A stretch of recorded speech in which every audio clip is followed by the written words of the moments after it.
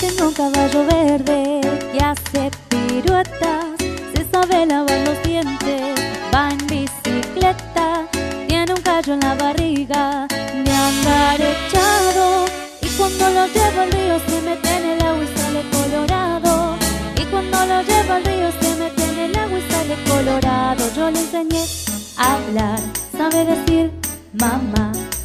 Y es tan inteligente que hasta usa lentes para poder mirar. Y es tan inteligente que hasta usa lentes para poder mirar.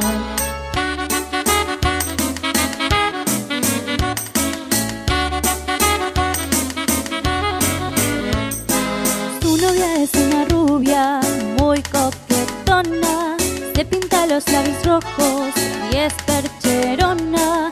Y cuando lo ve el caballo le dice así: me dan ganas de comerte porque te pareces mucho al perejil. Me dan ganas de comerte porque te pareces mucho al perejil. Yo le enseñé